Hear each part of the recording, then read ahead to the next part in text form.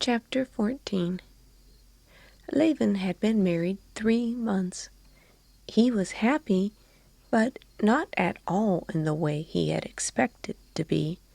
At every step he found his former dreams disappointed, and new, unexpected surprises of happiness. He was happy, but on entering upon family life, he saw at every step that it was utterly different from what he had imagined. At every step he experienced what a man would experience who, after admiring the smooth, happy course of a little boat on a lake, should get himself into that little boat. He saw that it was not all sitting still, floating smoothly, that one had to think, too, not for an instant to forget where one was floating, and that there was water under one, and that one must row, and that his unaccustomed hands would be sore, and that it was only to look at it that was easy, but that doing it, though very delightful, was very difficult. As a bachelor, when he had watched other people's married life, seen the petty cares, the squabbles, the jealousy, in his future married life there could be, he was convinced, nothing of that sort. Even the external forms, indeed, he fancied, must be utterly unlike the life of others and everything. And all of a sudden, instead of his life with his wife being made on an individual pattern, it was, on the contrary, entirely made up of the pettiest details, which he had so despised before, but which now, by no will of his own, had gained an extraordinary importance that it was useless to contend against. And Levin saw that the organization of all these details was by no means so easy as he had fancied before. Although Levin believed himself to have the most exact conceptions of domestic life, unconsciously, like all men, he pictured domestic life as the happiest enjoyment of love, with nothing to hinder and no petty cares to distract. He ought, as he conceived the position, to do his work and to find repose from it in the happiness of love. She ought to be beloved and nothing more. But, like all men, he forgot that she too would want work, and he was surprised that she, his poetic, exquisite Kitty, could, not merely in the first weeks, but even in the first days of their married life, think, remember, and busy herself about tablecloths and furniture, mattresses for visitors, about a tray, about the cook, the dinner, and so on. While they were still engaged, he had been struck by the definiteness with which she had declared the tour abroad and decided to go into the country, as though she knew of something she wanted and could still think of something outside her love. This had jarred upon him then, and now her trivial cares and anxieties jarred upon him several times. But he saw that this was essential for her, and loving her as he did, though he did not understand the reason of them, and jeered at these domestic pursuits, he could not help admiring them.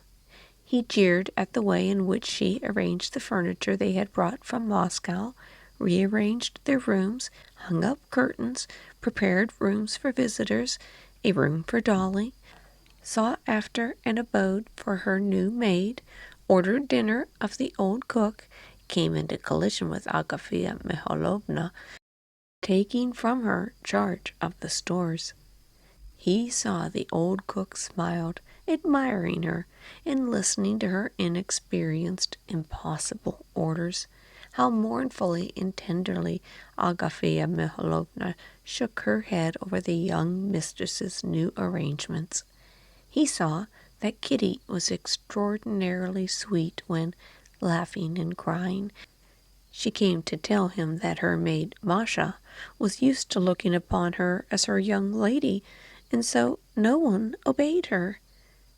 It seemed to him sweet but strange, and he thought it would have been better without this. He did not know how great a sense of change she was experiencing. She, who at home had sometimes wanted some favorite dish or sweets without the possibility of getting either, now could order what she liked, buy pounds of sweets, spend as much money as she liked, and order any puddings she pleased.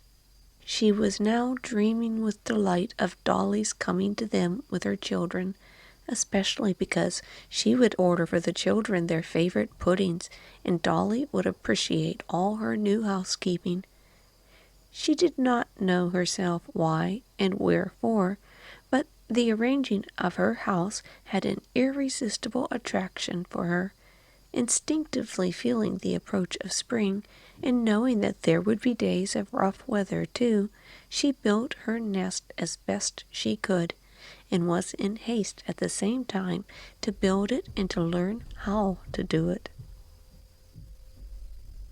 This care for domestic details in Kitty, so opposed to Levin's ideal of exalted happiness, was at first one of the disappointments in this sweet care of her household, the aim of which he did not understand, but could not help loving, was one of the new happy surprises.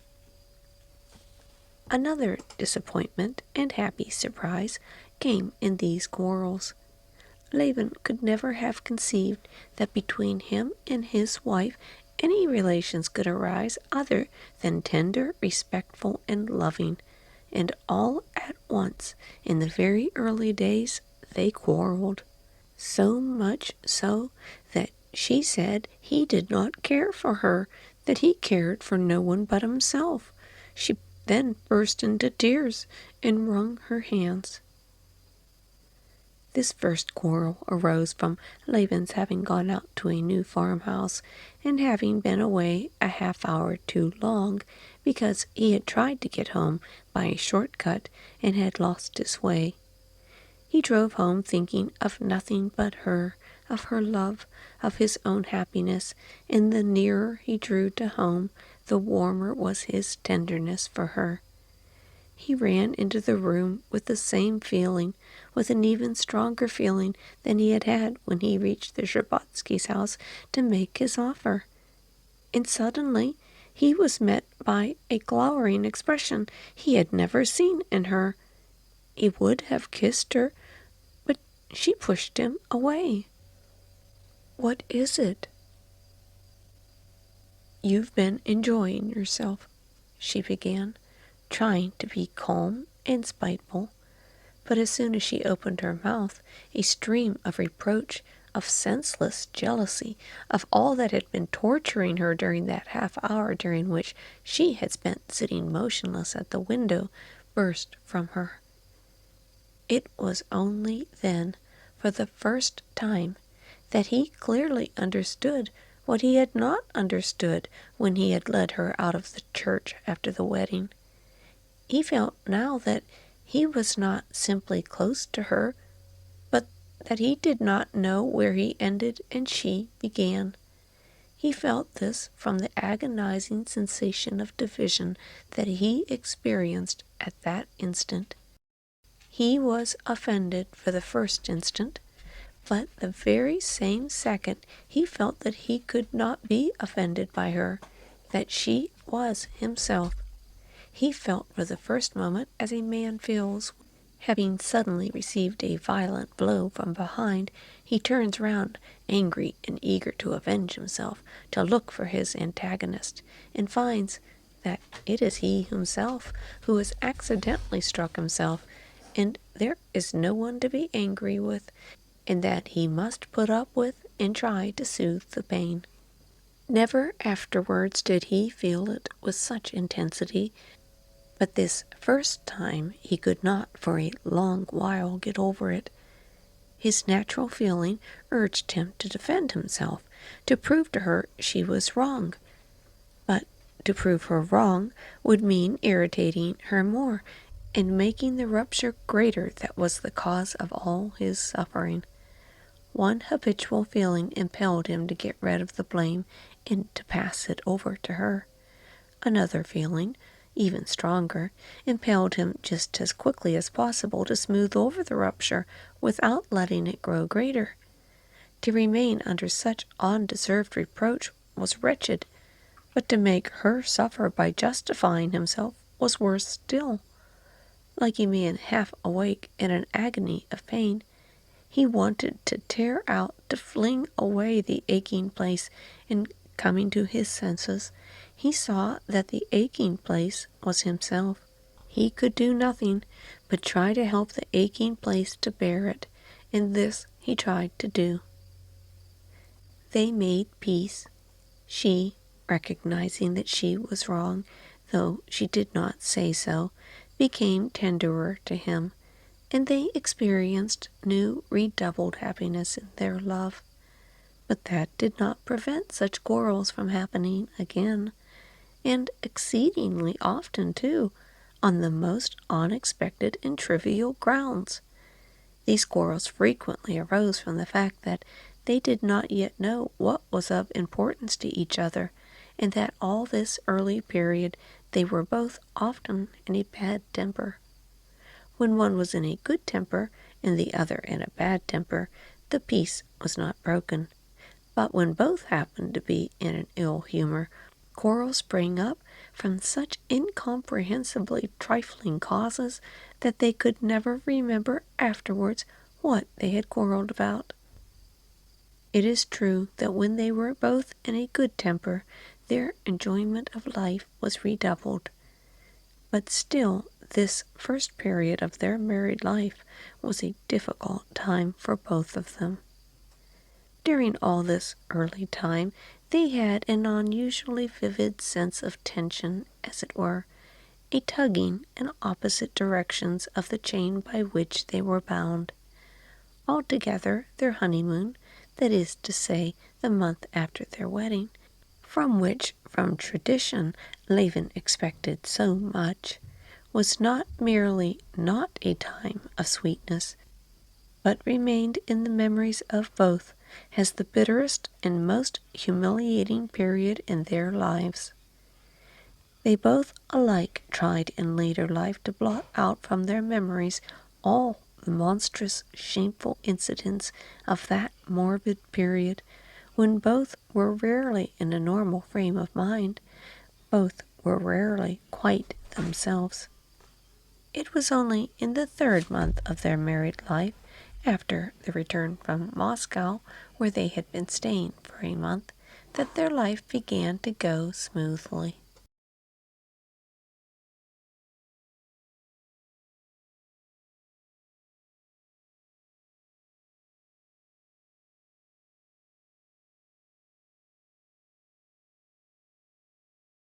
Chapter 15. They had just come back from Moscow, and were glad to be alone. He was sitting at the writing table in his study, she wearing the dark lilac dress she had worn during the first days of their married life, and put on again today, a dress particularly remembered and loved by him, was sitting on the sofa. The same old-fashioned leather sofa which had always stood in the study in Levin's father's and grandfather's days.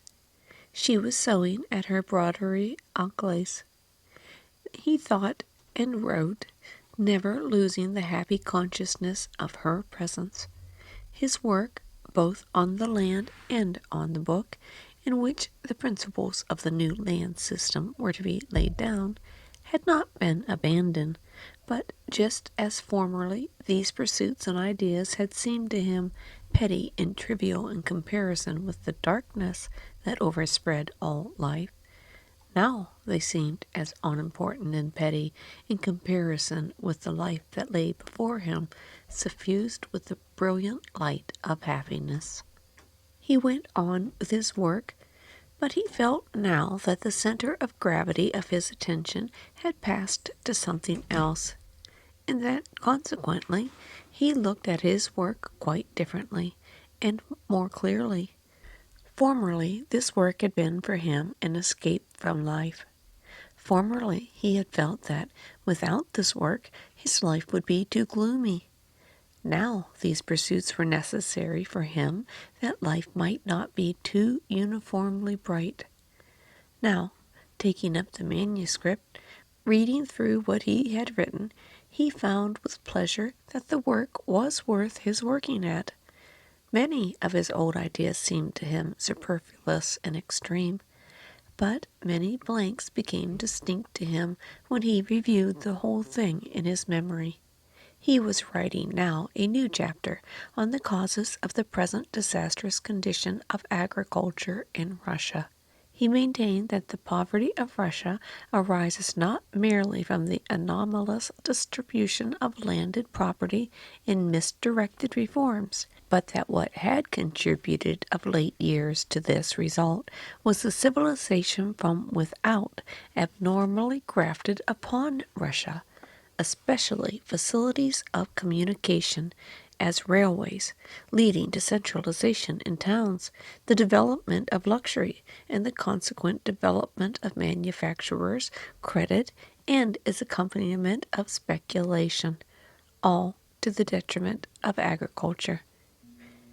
It seemed to him that in a normal development of wealth in a state, all these phenomena would arise only when a considerable amount of labor had been put into agriculture, when it had come under regular, or at least definite, conditions, that the wealth of a country ought to increase proportionally, and especially in such a way that other sources of wealth should not outstrip agriculture, that in harmony with a certain stage of agriculture, there should be means of communication corresponding to it, and that in our unsettled condition of the land, railways, called into being by political and not by economic needs, were premature, and instead of promoting agriculture, as was expected of them, they were competing with agriculture and promoting the development of manufacturers and credit, and so arresting its progress,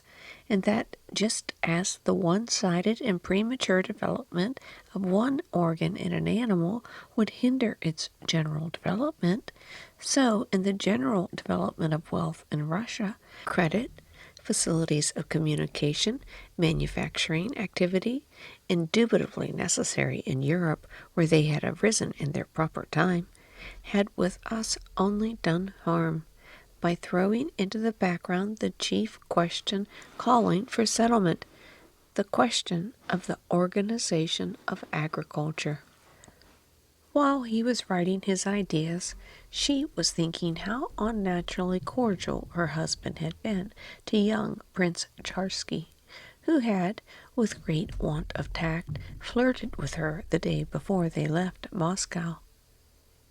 He's jealous, she thought. Goodness, how sweet and silly he is. He's jealous of me. If he knew that I think no more of them than of Piotr the cook, she thought, looking at his head and red neck with a feeling of possession strange to herself. Though it's a pity to take him from his work, but he has plenty of time. I must look at his face. Will he feel that I'm looking at him? I wish he'd turn around. I'll will him to. And she opened her eyes wide, as though to intensify the influence of her gaze. Yes, they draw away all the sap and give a false appearance of prosperity, he muttered, stopping to write, and feeling that she was looking at him and smiling, he looked round. Well, he queried, smiling and getting up. He looked round, she thought. It's nothing.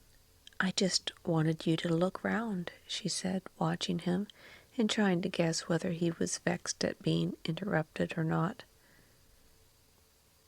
How happy we are alone together. I am, that is, he said, going up to her with a radiant smile of happiness. I'm just as happy. I'll never go anywhere, especially not to Moscow." "And what were you thinking about?" I? I was thinking, no, go along. Go on writing. Don't break off," she said, pursing her lips. "And I must cut out these little holes now. Do you see?" She took up her scissors and began cutting them out. "No, tell me, what was it?" he said, sitting down beside her and watching the tiny scissors moving around. "Oh, what was I thinking about? I was thinking about Moscow and about the back of your head." "Why should I, of all people, have such happiness? It's unnatural. It's too good," he said, kissing her hand. "I feel quite the opposite. The better things are, the more natural it seems to me." "And you've got a little curl loose," he said, carefully turning her head round. "A little curl, yes. No, now, we are busy at our work." Work did not progress further, and they darted apart from one another like culprits when Kozma came in to announce that tea was ready. "Have they come from town?" Levin asked Kozma. "They've just come. They're unpacking the things." "Come quickly," she said to him as she went out of the study, "or else I shall read your letters without you." Left alone, after putting his manuscripts together in the new portfolio bought by her, he washed his hands at the new washstand with the elegant fittings that had all made their appearance with her. Levin smiled at his own thoughts and shook his head disapprovingly at these thoughts. A feeling akin to remorse fretted him. There was something shameful, effeminate, as he called it to himself, in his present mode of life. "It's not right to go on like this," he thought. "It'll soon be 3 months, and I'm doing next to nothing. Today, almost for the first time, I set to work seriously, and what happened? I did nothing but begin and then throw it aside. Even my ordinary pursuits I have almost given up. On the land I scarcely walk or drive about at all to look after things. Either I am loath to leave her, or I see that she's dull alone. And I used to think that, before marriage, life was nothing much, somehow didn't count, but that after marriage life began in earnest. And here almost 3 months have passed, and I have spent my time so idly and unprofitably. No, this won't do. I must begin. Of course, it's not her fault. She's not to blame in any way. I ought myself to be firmer, to maintain my masculine independence of action, or else I shall get into such ways, and she'll be used to them. Of course, she's not to blame," he told himself. But it is hard for anyone who is dissatisfied not to blame someone else, and especially the person nearest of all to him, for the ground of his dissatisfaction. And it vaguely came into Levin's mind that she herself was not to blame. She could not be to blame for anything. But what was to blame was her education, too superficial and frivolous. That fool Charsky. She wanted, I know, to stop him, but didn't know how to. Yes, apart from her interest in the house, that she has, apart from dress and broderie anglaise, she has no serious interest. No interest in her work, in the estate, in the peasants, nor in music, though she's rather good at it, nor in reading. She does nothing, and is perfectly satisfied. Levin, in his heart, censured this, and did not as yet understand that she was preparing for that period of activity which was to come for her, when she would at once be the wife of her husband and mistress of the house, and would bear and nurse and bring up children. He did not know that she was instinctively aware of this, and preparing herself for this time of terrible toil, did not reproach herself for the moments of carelessness and happiness in her love that she enjoyed now, while gaily building her nest for the future.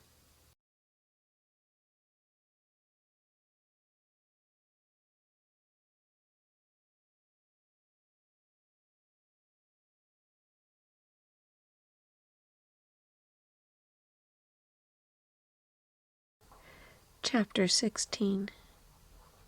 When Levin went upstairs, his wife was sitting near the new silver samovar behind the new tea service, and having settled old Agafea Mihalovna at a little table with a full cup of tea, was reading a letter from Dolly, with whom they were in continual and frequent correspondence.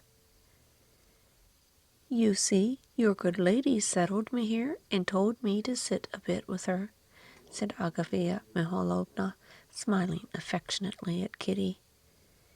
In these words of Agafea Mihalovna, Levin read the final act of the drama which had been enacted of late between her and Kitty. He saw that, in spite of Agafea Mihalovna's feelings being hurt by a new mistress taking over the reins of government, Kitty had yet conquered her and made her love her.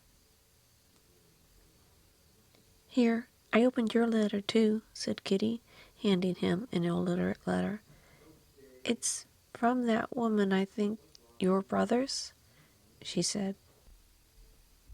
"I did not read it through. This is from my people and from Dolly. Fancy, Dolly took Tanya and Grisha to a children's ball at the Samotskys'. Tanya was a French marquise." But Levin did not hear her. Flushing, he took the letter from Marya Nikolaevna, his brother's former mistress, and began to read it. This was the second letter he had received from her. In the first letter, Marya wrote that his brother had sent her away for no fault of her own, and with touching simplicity added that though she was in want again, she asked for nothing and wished for nothing, but was tormented by the thought that Nikolay Dmitrievitch would come to grief without her, owing to the weak state of his health, and begged his brother to look after him. Now she wrote quite differently.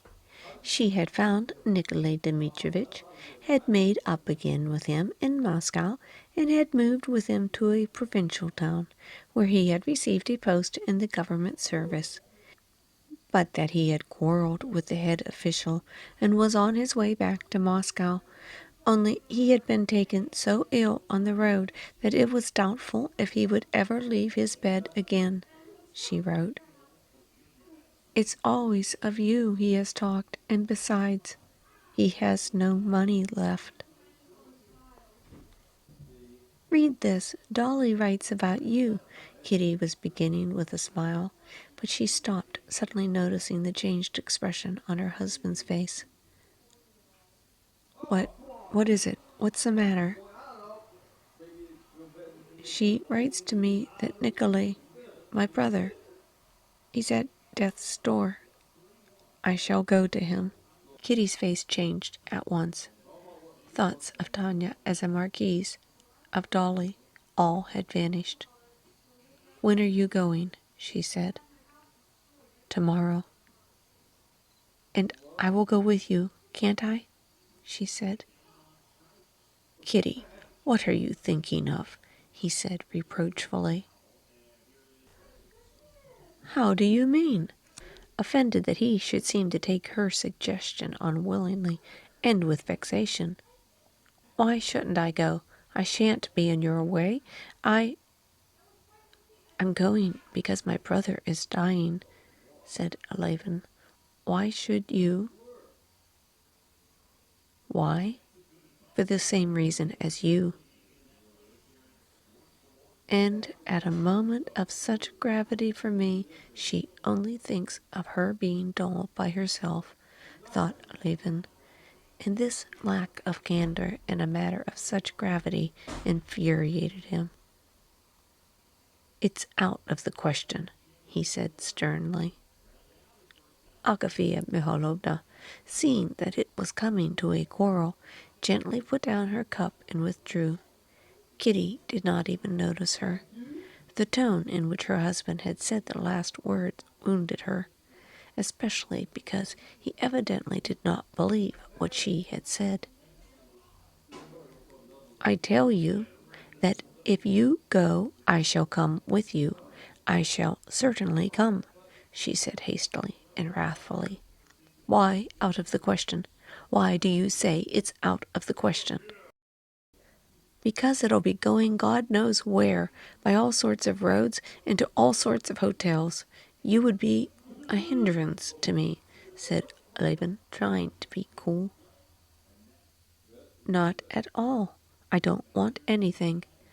Where you can go, I can."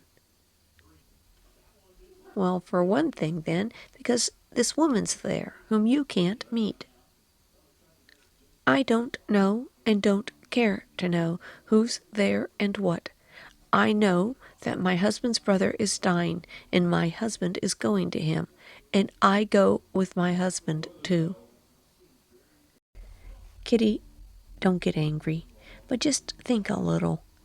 This is a matter of such importance that I can't bear to think that you should bring in a feeling of weakness, of dislike to being left alone.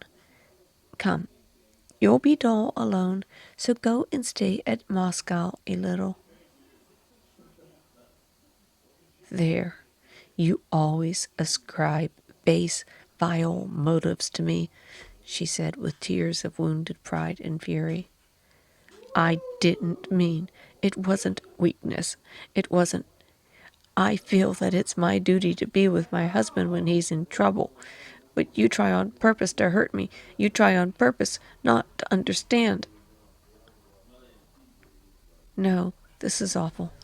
To be such a slave," cried Levin, getting up and unable to restrain his anger any longer. But at the same second he felt he was beating himself. "Then why did you marry? You could have been free. Why did you, if you regret it?" she said, getting up and running away into the drawing room. When he went to her, she was sobbing.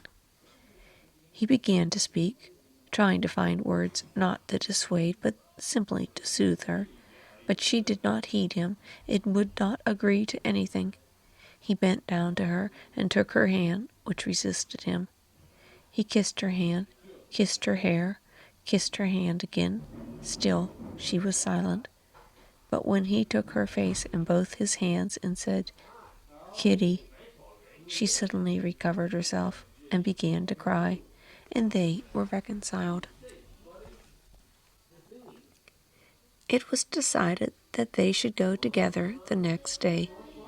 Levin told his wife that he believed she wanted to go simply in order to be of use, agreed that Marya Nikolaevna's being with his brother did not make her going improper, but he set off at the bottom of his heart, dissatisfied both with her and with himself.